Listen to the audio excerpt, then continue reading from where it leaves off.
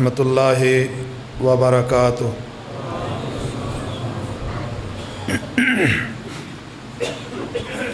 الحمد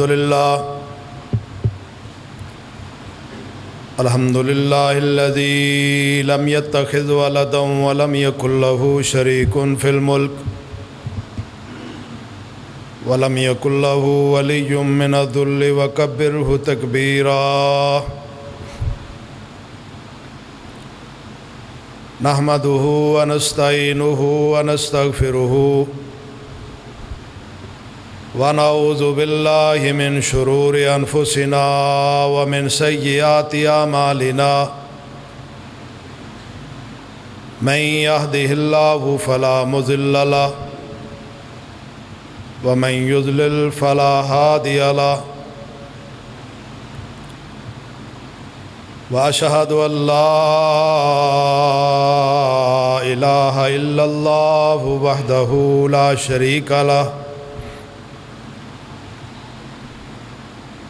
واشہد ان محمدا عبدہ ورسولہ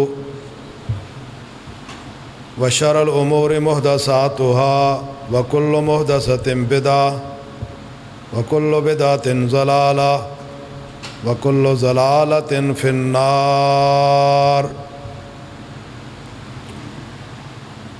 اللہم صلی علی محمد وعلی آل محمد کما صلیت علی ابراہیم وعلی آل ابراہیم انک حمید مجید۔ اللہم بارک علی محمد وعلی آل محمد کما بارکت علی ابراہیم وعلی آل ابراہیم انک حمید مجید۔ رب اشرح لی صدری ویسر لی امری واحلل عقدۃ من لسانی یفقہوا قولی۔ اللہم انفعنا بما علمتنا وعلمنا ما ينفعنا وزدنا علما رب زدنی علما رب زدنا علما۔ اما بعد فإن أصدق الحدیث کتاب اللہ اما بعد فإن خیر الحدیث کتاب اللہ وخیر الہدی ہدی محمد صلی اللہ علیہ وسلم۔ فاعوذ باللہ السمیع العلیم من الشیطان الرجیم۔ یا ایہا الناس اعبدوا ربکم الذی خلقکم والذین من قبلکم لعلکم تتقون۔ وقال تعالی یا ایہا الذین آمنوا کتب علیکم الصیام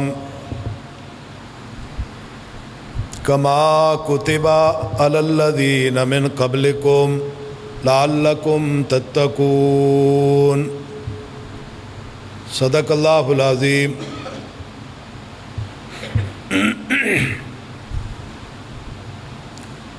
ہر قسم کی حمد و ثنا، تعریفات، تسبیحات اور تحلیلات اللہ مالک العلام ذوالجلال والاکرام کی ذات پاک کے لیے ہے، اور درود پاک امام الانبیاء احمد مجتبیٰ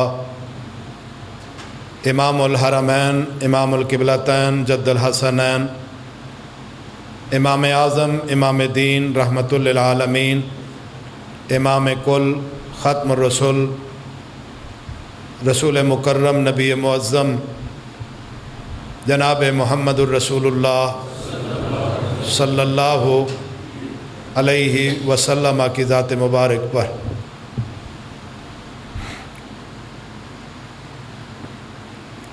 سامعین محترم، دو مقام آپ احباب نے سماعت فرمائے، ایک پہلے پارے سے اور ایک دوسرے پارے سے۔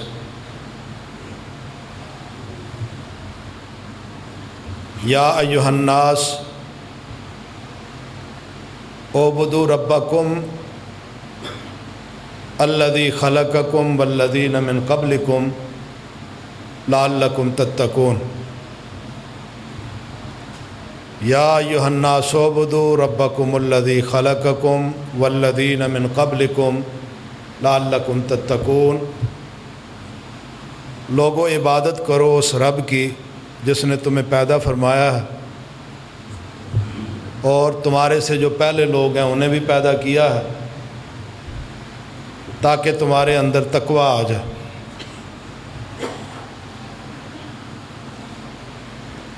دوسرا مقام، یا ایھا الذین آمنوا کتب علیکم الصیام کما کتب علی الذین من قبلکم لعلکم تتقون۔ ایمان والو، تم پر روزے فرض کیے گئے ہیں جیسا کہ تمہارے سے پہلے لوگوں پر فرض کیے گئے تھے، تاکہ تمہارے اندر تقوی آ جائے۔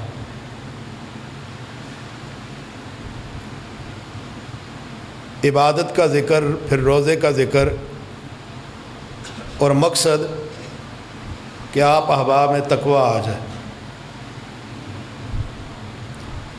تقوی لانا مقصود ہے عوام میں۔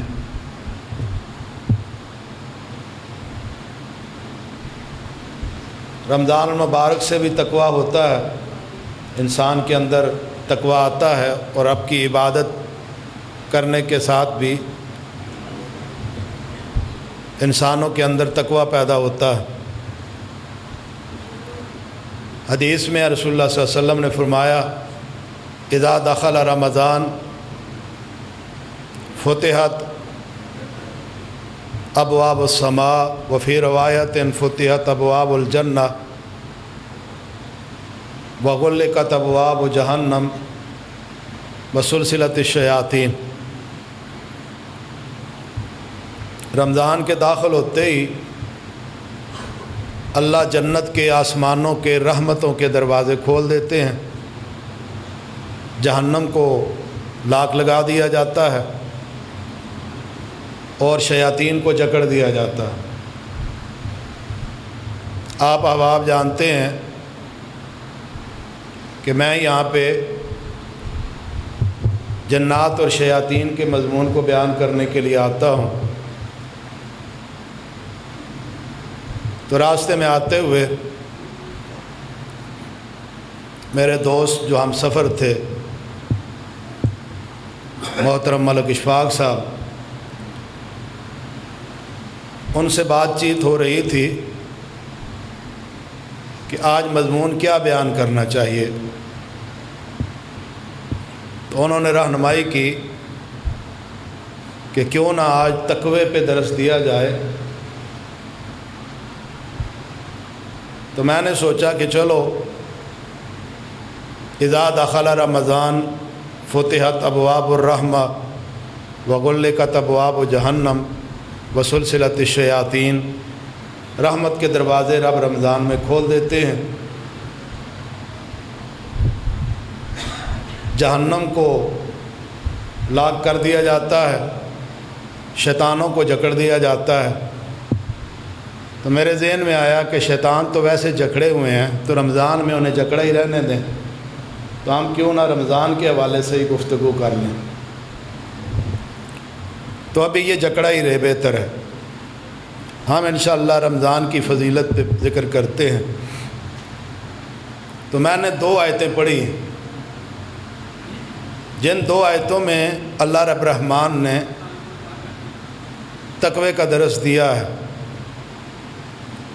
عبادت کرو اپنے رب کی جس نے پیدا کیا تم کو، تاکہ تمہارے اندر تقوی آئے، پرہیزگاری آئے۔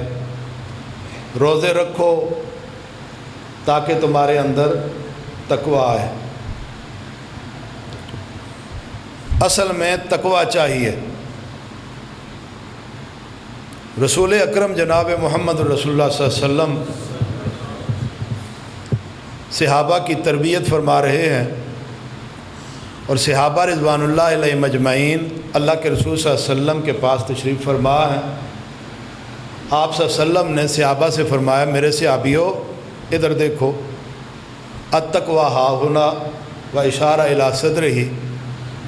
رسول اللہ صلی اللہ علیہ وسلم نے صحابیوں سے فرمایا، میرے صحابیو تقویٰ یہاں پہ ہے، اور اپنے سینے کی طرف اشارہ کیا، کہا اس یہاں اندر کوئی چیز ہے جسے تقویٰ کہتے ہیں۔ تقویٰ یہاں پر ہے، اور اللہ کے بڑے انعامات ہیں ان لوگوں کے لیے جنہوں نے تقوی کو پا لیا، جو متقی ہو گئے ہیں۔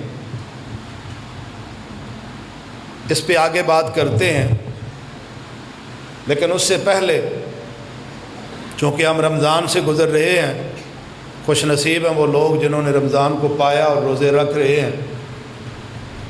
رمضان آتا ہے اور اپنے آپ اپنے ساتھ کافی ساری عبادات کو لے کر آتا ہے۔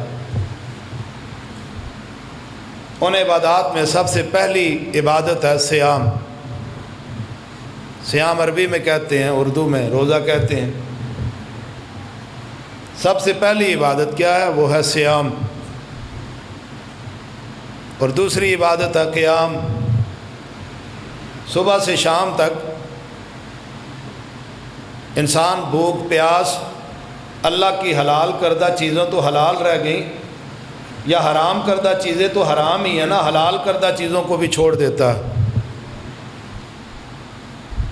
یہ ہے صیام۔ اور پھر رات ہوتی ہے، ایک امام صاحب کے پیچھے کھڑا ہو جاتا ہے، یا اکیلے تنہا کھڑا ہو کر عبادت میں لگ جاتا ہے، جسے کہتے ہیں قیام۔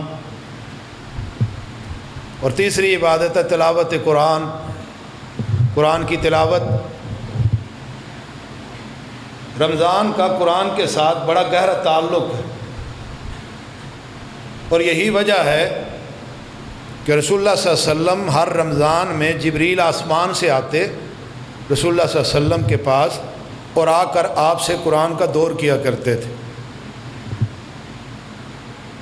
اور آپ کے آخری سال جبریل 2 مرتبہ آئے رسول اللہ صلی اللہ علیہ وسلم کی خدمت اقدس میں، اور آپ سے 2 مرتبہ قرآن کا دور کیا۔ رمضان اپنے ساتھ صیام کو لے کے آیا، قیام کو لے کے آیا، اور تلاوت قرآن بھی ایک عبادت ہے۔ اس سے آگے چلے جائیں، جب رمضان المبارک کا تذکرہ قرآن حکیم کے دوسرے پارے میں پڑھتے ہیں تو اللہ رمضان کے تذکرے کو شروع کرتے ہیں، اور درمیان میں رمضان کے تذکرے کو روک دیا جاتا ہے، اور روکنے کے بعد درمیان میں ایک چیز اور ذکر کرتے ہیں اللہ۔ اس چیز کو ذکر کرنے کے بعد پھر دوبارہ رمضان کا تذکرہ شروع ہو جاتا ہے۔ اب آپ خیال کریں، سوچیں اس بات کو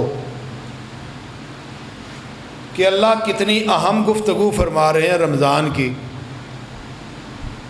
اور اس اہم گفتگو کو روک کر ایک بات ذکر کرنے کے بعد پھر دوبارہ رمضان کا تذکرہ شروع ہو جائے، وہ بات کتنی اہم ہوگی، اس کا اندازہ اہمیت کا آپ ذرا لگا لیں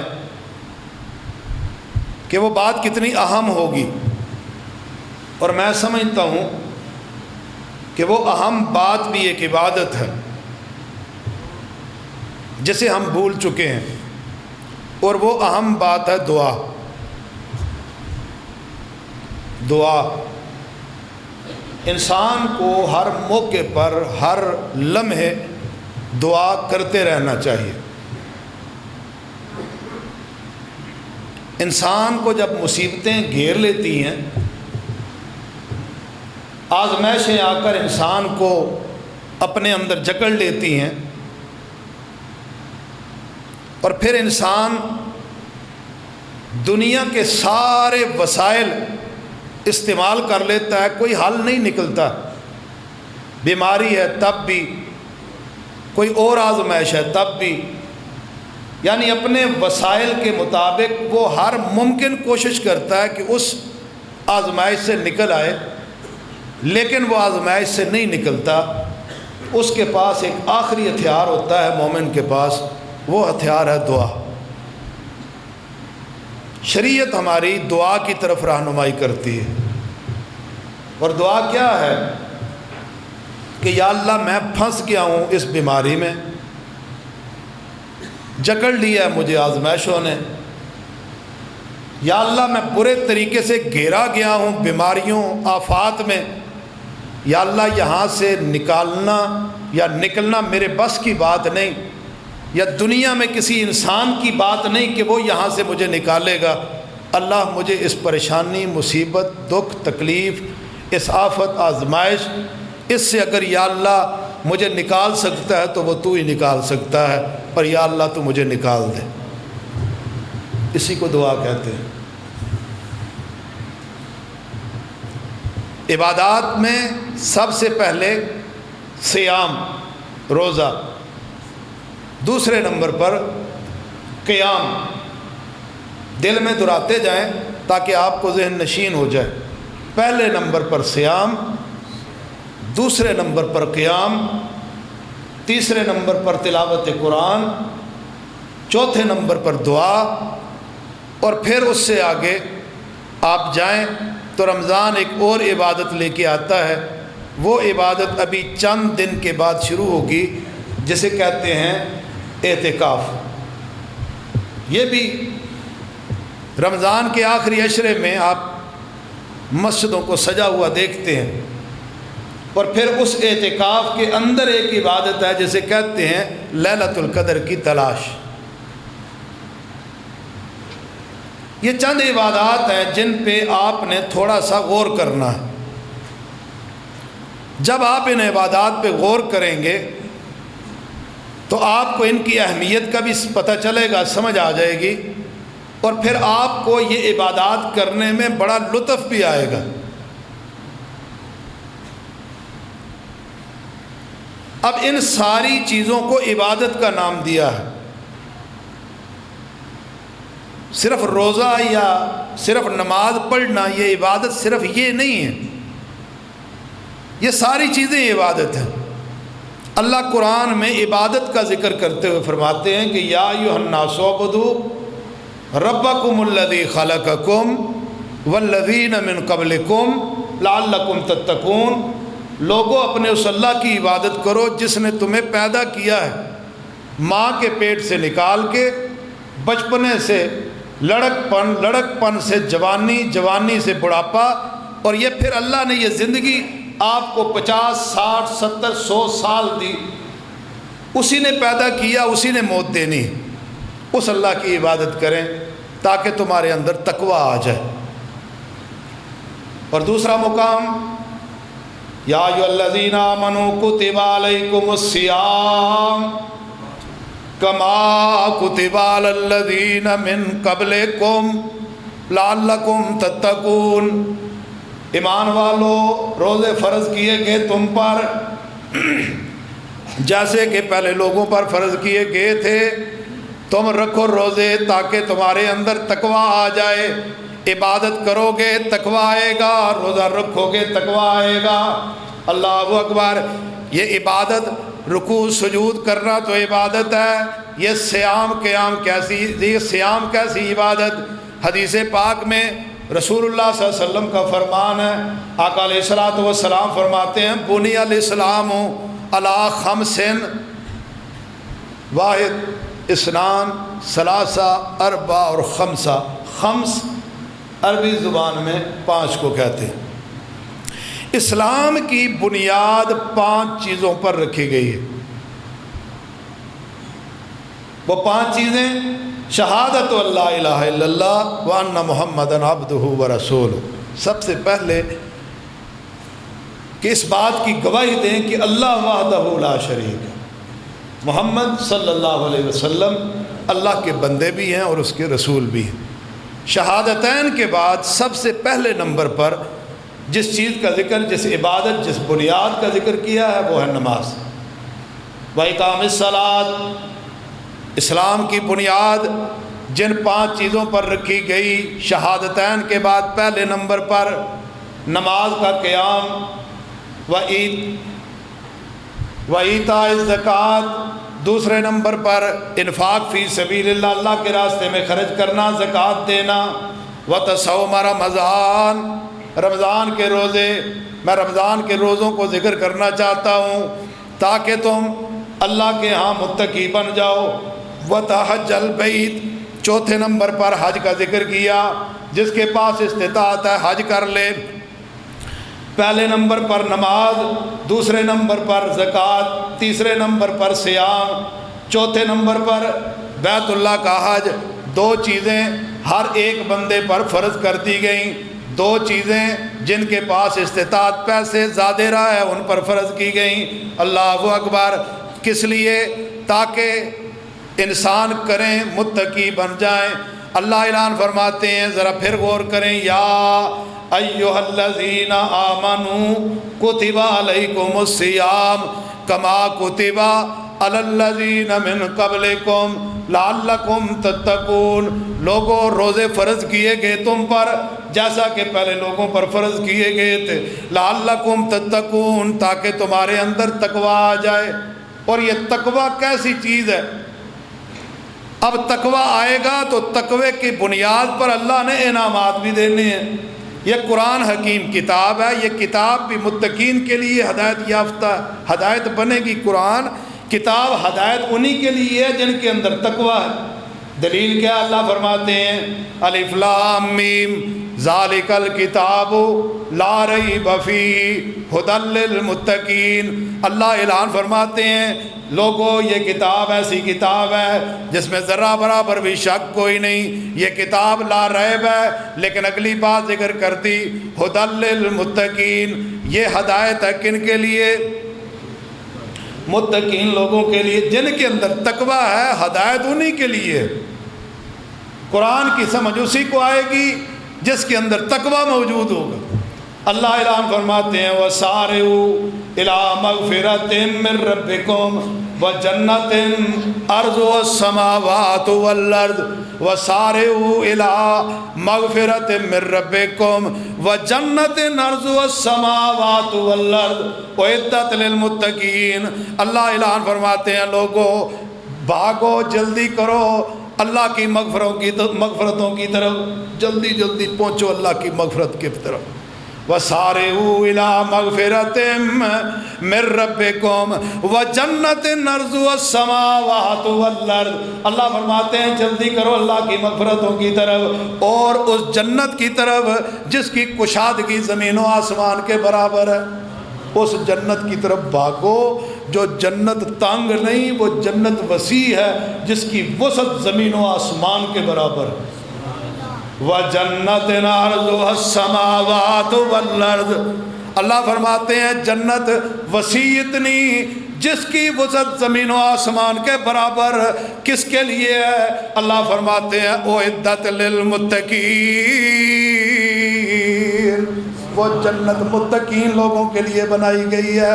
روزے رکھو تاکہ تقوی آ جائے، اللہ کی عبادت کرو تاکہ تقوی آ جائے، قرآن پڑھو، قرآن پڑھنے سے کتاب ہدایت بنے گی تو متقین کے لیے جنت کی طرف بھاگو، اللہ کی مغفرتوں کی طرف بھاگو، جنت کے اندر جانے کے لیے لپکو تاکہ اللہ پاک اس جنت کو تمہیں اس جنت کو عطا کر دے۔ اعدت للمتقین، اللہ پاک نے اس جنت کو تقوی والوں متقین لوگوں کے لیے بنا کر رکھا ہے۔ اور یہ تقوی اس کی جو ہے نا وہ تربیت رسول اللہ صلی اللہ علیہ وسلم نے کرتے ہوئے صحابہ کو ایک مقام پر بیان فرمایا کہ یہ تقوی چیز کیا ہے، ذرا سمجھو تقوی کو۔ صحابہ نبی کے درمیان تشریف فرمائے، اللہ کے حبیب بحیثیت مدرس بحیثیت معلم صحابہ کے سامنے تشریف فرمائے۔ جاء رجل الی رسول اللہ صلی اللہ علیہ وسلم، حدیث لمبی ہے لیکن میں لمبی حدیث کو نہیں بیان کرتا، میں اسی چیز کو بیان کروں گا جو میرا آج کا موضوع ہے۔ صحابی فرماتے ہیں ایک آدمی آیا آنے والا آیا، آ کر میرے پیارے پیغمبر جناب محمد صلی اللہ علیہ وسلم کے سامنے آ گیا۔ اللہ اکبر۔ صحابی فرماتے ہیں لا یرا علیہ آثار السفر، اس بندے پر سفر کے آثار بھی نظر کوئی نہیں آ رہے تھے۔ بندہ آیا، اس پر سفر کے آثار بھی کوئی نہیں تھے۔ مانا کیا کہ سفر کے آثار کوئی نہیں، اس کا مطلب ہے کہ بندہ کوئی قریب سے ہے۔ قریب سے بندہ ہو تو اسے پسینہ، بدبو، سفر کی تھکاوٹ وہ محسوس نہیں نہ ہوتی۔ تو صحابی فرماتے ہیں کہ لا یرا علیہ آثار السفر، اس پر کوئی سفر کے آثار کوئی نہیں تھے۔ آ گیا ولا یعرف منا احدا، اگلی بات کر دی کہ ہم میں سے کوئی اسے جانتا بھی کوئی نہیں تھا۔ اس کا مطلب کہ ہم میں سے کوئی جانتا نہیں، اس کا مطلب ہے کہ کہیں دور سے آیا ہے۔ سفر کے آثار کوئی نہیں، مطلب کہ قریب ہی لگتا ہے۔ ہم میں سے کوئی جانتا کوئی نہیں، اس کا مطلب ہے کہ دور سے آیا ہے۔ قریب سے ہوتا، علاقوں سے تو پتہ ہوتا کون ہے۔ بہرحال فجالس الی رسول اللہ، فجالس الی رسول اللہ صلی اللہ علیہ وسلم، وہ اللہ کے رسول صلی اللہ علیہ وسلم کی خدمت میں سامنے آ کر بیٹھ گیا۔ وَأَسْنَدَ رُكْبَتَيْهِ إِلَىٰ رُكْبَتَيْهِ، اس نے اپنے گھٹنوں کو نبی کے گھٹنوں کے ساتھ برابر کر لیا، سامنے آ کے بیٹھ گیا اور اپنے گھٹنے نبی کے گھٹنوں کے سامنے کر لیے۔ وَوَضَعَ كَفَّيْهِ عَلَىٰ فَخُذَيْهِ، اس نے اپنے رانوں کو، اس نے اپنی ہتھیلیوں کو رانوں پر رکھ لیا۔ یعنی اس منظر کو ذرا اپنی سامنے لائیں کہ رسول اللہ تشریف فرما ہے، آنے والا آیا اور وہ سامنے بیٹھ گیا بالکل آپ کے سامنے، کہ اس نے اپنے گھٹنوں کو نبی کے گھٹنے کے سامنے برابر کر لیا اور ہتھیلیوں کو رانوں پر رکھ لیا۔ کیا مانا کہ با ادب شاگردوں کی طرح رسول اللہ صلی اللہ علیہ وسلم کے سامنے آ کر بیٹھ گیا۔ صحابہ یہ منظر دیکھ رہے ہیں آنے والے کا۔ اللہ اکبر۔ وہ جب بیٹھ گیا با ادب شاگردوں کی طرح سوال کرتا ہے، وقال یا محمد صلی اللہ علیہ وسلم اخبرنی عن الاسلام، مجھے اسلام بتلائیں، اسلام کسے کہتے ہیں؟ وہ کہتا ہے اللہ کے رسول مجھے اسلام سمجھائیں، اسلام کیا چیز ہے؟ آقا فرماتے ہیں ان تشہد اللہ الہ الا اللہ و تشہد ان محمدا عبدہ و رسولہ، اس بات کی گواہی دے اللہ کے علاوہ کوئی الہ نہیں، اس بات کی گواہی دے کہ محمد اللہ کے بندے بھی ہیں، اس کے رسول بھی ہیں۔ اسے کہتے ہیں اسلام۔ بس اتنا کچھ اسلام ہے جس سے دنیا خوف زدہ ہے۔ اور میں پوچھتا ہوں دنیا کے کافروں سے کہ اگر اسلام یہ ہے کہ گواہی دینا کہ اللہ وحدہ لا شریک ہے، محمد اللہ کے رسول ہیں، اس سے تمہیں کیا تکلیف ہے؟ اس اسلام سے ایسے ہی پریشان ہوئی پھرتی ہے دنیا اسلام سے۔ اسلام تو صرف اتنا ہے، شہادت دینا اللہ کے علاوہ الہ کوئی نہیں، محمد صلی اللہ علیہ وسلم اللہ کے بندے، اس کے رسول۔ اچھا، یہ جب آپ نے اس کو جواب دیا نا تو آگے سے کہتا ہے صدقتا۔ صدقتا، صدقتا کا کیا معنی؟ آپ نے سچ فرمایا۔ صحابی فرماتے ہیں کہ فَعَجَبْنَا لَهُ، ہم نے اس کے اس بات پہ بڑا تعجب کیا کہ ابھی تھوڑی دیر پہلے وہ سائل بن کے سوال کرتا ہے جیسے پتہ ہی کوئی نہیں، اب سوال کا جواب سننے کے بعد تصدیق کرتا ہے جیسے سارا کچھ جانتا ہے، یہی ہے۔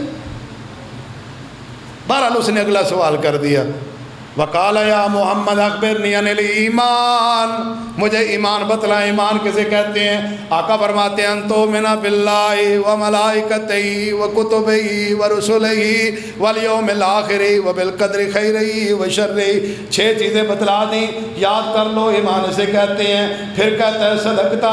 میں بات لمبی ہو جائے، میں اپنی بات ذکر کرنا چاہتا ہوں۔ اللہ کے حبیب جناب محمد صلی اللہ علیہ وسلم سے ایک سوال کیا گیا، وقال یا محمد اخبرنی عن الإحسان، اللہ کے حبیب صلی اللہ علیہ وسلم سے سوال ہوا۔ آقا فرماتے ہیں ان تعبد اللہ کأنک تراہ، مصلی پہ کھڑے ہو کے آنکھیں میری سجدے کی جگہ پر، مصلی پہ کھڑے ہو گئے، ہاتھ باندھ لیے، آنکھیں سجدے کی جگہ پر۔ پورے نماز میں آپ نے کہاں دیکھنا ہوتا ہے؟ سجدے کی جگہ پر. تشہد میں آپ نے دیکھنا ہوتا ہے اس انگلی کو, توجہ اس انگلی کی طرف. عام بندوں کو یہ مسئلہ نہیں پتہ, میں نے کہا جاتے جاتے بتا دوں. نگاہیں سجدے کی جگہ پر اور تشہد میں بیٹھ جائیں تو انگلی کو حرکت دیں اور انگلی پر توجہ رکھیں. بہرحال اللہ اکبر ہاتھ باندھ لیے بندے نے.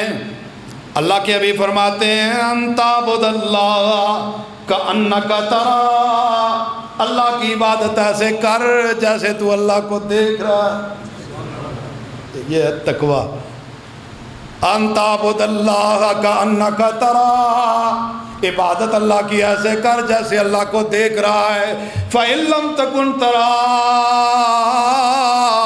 فإنہ یراکا, اگر ایسی کیفیت تیرے اندر پیدا نہیں ہو سکتی اللہ کو دیکھنے والی, فإنہ یراکا, پھر کم از کم اتنی تو بنا لے کہ جس کے سامنے رکوع کرتا ہے, سجود کرتا ہے, قیام کرتا ہے, جس کی سامنے پھر اس کے پڑھتا ہے, فإنہ یراکا, وہ اللہ تجھے دیکھ رہا ہے.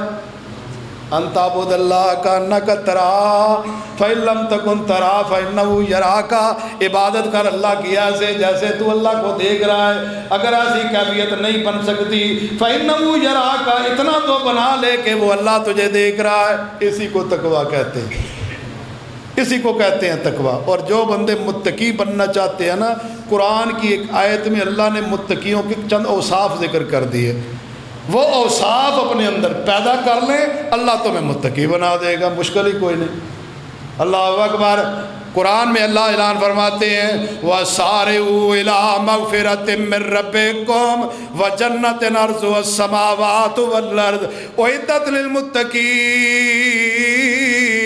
اگلی آیت سنیں, اللہ اعلان فرماتے ہیں الَّذِينَ يُنْفِقُونَ فِي السَّرَّاءِ وَالضَّرَّاءِ وَالْكَاظِمِينَ الْغَيْظَ وَالْعَافِينَ عَنِ النَّاسِ. اللہ نے چار چیزیں ذکر کر دیں. الذین ينفقون فی السراء, توجہ میری طرف, الذین ينفقون فی السراء والضراء والکاظمین الغیظ والعافین عن الناس. متقین لوگ وہ ہوتے ہیں جو خرچ کرتے ہیں اللہ کے راستے میں, حالت تنگی میں بھی, حالت خوشحالی میں بھی. ہے تاں بھی خرچ کرتے ہیں, نہیں تاں بھی خرچ کرتے ہیں. اللہ متقی ایسے بنو گے, جیب میں 1 روپیہ ہے تو آدھا کسی کو دے دو. اللہ اکبر. افطاری کے لیے کھجوریں 4-5 ہیں, ایک خود کھا لو, 4-5 تقسیم کر دو. یہ کرنے سے انسان متقی بن جاتا ہے. اللہ اکبر. الذین ينفقون فی السراء والضراء فی السراء والضراء, خوشحالی میں بھی رب کی راہ میں خرچ کریں. اللہ اکبر. تنگی کی حالت میں بھی رب کے راستے میں خرچ کریں. والکاظمین الغیظ, غصے کو پی جانے والے. متقی بننے کے لیے غصے کو پینا ہی پڑے گا, غصے کو پینا ہی پڑے گا متقی بننے کے لیے. بندے کی غلطی پر گالی سے جواب نہیں دینا, بڑا مشکل مرحلہ ہے یہ. کہ آپ آ رہے ہوں اور آگے سے ایک دم کو موٹر سائیکل والا یوں آ کے یوں کرے نا, تو آپ کو بریک لگانی پڑے, تو بریک پاؤں سے لگتی ہے, منہ سے گالی نکلتی ہے. متقی بنیں. الذین ينفقون فی السراء والضراء والکاظمین الغیظ والعافین عن الناس. متقین بننے کے لیے غصے کو پینا ہی پڑے گا. والعافین عن الناس, لوگوں سے درگزر کرنا ہی پڑے گا. متقی وہ بنے گا جو حالت تنگی میں بھی رب کے راہ میں خرچ کرے, حالت خوشحالی میں بھی خرچ کرے, غصے کو پی جانے والا ہو, لوگوں سے درگزر کرنے والا ہو, معاف کر دینے والا ہو. اب میں سوال کروں خطبہ جمعہ میں کہ ماشاءاللہ اتنی بڑی نفری خطبے کے دوران مسجد میں آیا تو مسجد بھری ہوئی تھی. میرا سوال یہ ہے کہ آپ احباب نے رمضان کے روزے کی ابتدا کی, روزے رکھنے شروع کیے. مجھے سوچ کر ذرا بتلائیں, سمجھیں ہر بندہ اپنے گریبان میں جھانک کے کہ رمضان سے پہلے آپ نے سوچا ہے کہ میرے اتنے رشتہ دار میرے ساتھ ناراض ہیں, میں انہیں درگزر کر کے معاف کر دوں۔ ابھی میں کہوں ہاتھ کھڑا کریں کہ کن کن کے ناراض ہیں؟ کئی ساتھی ہاتھ کھڑا کریں گے، میرا بھائی ناراض، میری بہن ناراض، میرا چاچا، میرا ماما ناراض، میرا دوست، میرا فلاں ناراض۔ لیکن رمضان آیا، روزے رکھے، قیام کیے، راتوں کو عبادتیں کی، اللہ اکبر، ابھی اعتکاف بیٹھیں گے، لیلۃ القدر تلاش کریں گے، پائیں گے، لیکن ان سے ناراضگی اسی طرح ہی ہے۔ یاد رکھو، انسان کو روزہ متقی بناتا ہے، اگر میرا روزہ مجھے متقی نہیں بنا رہا، قرآن غلط تو نہیں ہو سکتا۔ اللہ قرآن میں کہتا ہے کہ روزہ رکھو، اور روزہ انسان کو متقی بنا دیتا ہے، روزے سے بندہ متقی بنتا ہے۔ اب میں روزہ بھی رکھ رہا ہوں تو متقین کی جو صفت ہے، وَالْعَافِينَ عَنِ النَّاسِ وَالْكَاظِمِينَ الْغَيْظَ وَالْعَافِينَ عَنِ النَّاسِ، روزہ بھی رکھا ہے لیکن غصے کو پیتا بھی نہیں، لوگوں سے درگزر کرتا بھی نہیں، رشتہ دار ناراض ہے انہیں معاف کرتا بھی نہیں، ناراضگیاں ختم کرتا بھی نہیں۔ اللہ اکبر، قرآن غلط نہیں ہو سکتا۔ قرآن کہتا ہے روزہ متقی بناتا ہے، میرا روزہ مجھے متقی کیوں نہیں بنا رہا؟ ہے نا حدیث میں، ان الصلاۃ تنہی عن الفحشاء والمنکر، نماز بے حیائیوں برائیوں کے کاموں سے روکتی ہے۔ ایک نمازی مسجد میں آیا، نماز پڑھی، نماز پڑھ کے مسجد سے باہر نکل گیا، مسجد سے باہر گیا تو دوبارہ بے حیائیوں میں لگ گیا۔ اب اس کا مطلب ہے کہ نماز بے حیائیوں سے نہیں روکتی ہے۔ قرآن غلط نہیں ہو سکتا، قرآن سچ ہے، قرآن اللہ کی کلام ہے، اور اللہ کا کلام غلط نہیں ہو سکتا۔ جہان غلط ہو سکتا ہے، دو باتیں غلط نہیں ہو سکتی، یا رب کا قرآن نہیں غلط ہو سکتا، محمد رسول اللہ کا فرمان غلط نہیں ہو سکتا۔ نماز بے حیائی برائی کے کاموں سے روکتی ہے۔ جو بندہ نماز بھی پڑھے، بے حیائیاں بھی کرے، کیا مانا یہ کہ اس کی نماز قبول نہیں ہو رہی، نماز کا فکر کر لے۔ اللہ اکبر، روزہ ہے انسان کو متقی بناتا ہے۔ میں روزہ رکھتا ہوں، میرا روزہ مجھے متقی نہیں بنا رہا، قرآن غلط تو نہیں ہو سکتا۔ غور کرے ذرا اپنے روزے پہ، غور کرے اپنے صیام پہ، کہیں تیرا روزہ تیرے اللہ کے ہاں قبول ہو بھی رہا ہے کہ نہیں ہو رہا۔ اپنے روزے پہ غور کر لے، شاید روزہ قبول نہیں ہو رہا، اگر قبول ہوتا تو روزہ متقی بناتا، اور متقی بندہ بن جائے تو چار چیزیں اللہ قرآن میں فرماتا ہے کہ متقین کے اندر آ جاتی ہیں۔ چار چیزیں یاد کر لیں۔ اللہ اکبر، الذین ينفقون فی السراء والضراء والکاظمین الغیظ والعافین عن الناس۔ اللہ اعلان فرماتے ہیں لوگوں سے درگزر کرنا، غصہ پی جانے والے، اللہ کے راستے میں خرچ کرنے والے متقی ہوتے ہیں۔ تو ابھی آج میرا حال ہے 15واں روزہ ہے، 16 روزے گزرے ہیں، جن کے بہن بھائی عزیز و اقربا، رشتہ دار، دوست یار، بیلی لنگوٹیے ناراض ہیں، آج افطاری کے بعد ان کے گھر چلے جائیں، کہیں غلطی میری ہے یا تیری ہے، ہم دونوں اللہ کی رضا کے لیے ایک دوسرے کو معاف کرتے ہیں، چل میرے بھائی راضی ہو جا، اللہ کے ہاں جنت پا لیں گے۔ آج تو اللہ کی رضا کے لیے یہ کام کر کے دیکھ، اگر کل اللہ تیرے اس عمل کی وجہ سے جو تو نے اللہ کی رضا کے لیے کیا، اللہ تجھے جنت نہ دے تو پھر کہنا، عمل کر کے دیکھو تو صحیح، عمل کرو، عمل دیکھیں اللہ کیسے عطا کرتا ہے۔ میں جو بات ذکر کر رہا تھا کہ روزہ انسان کو تقویٰ متقین میں سے بنا دیتا ہے۔ اللہ پاک نے قرآن حکیم میں ایک اور مقام پر بھی اعلان فرمایا،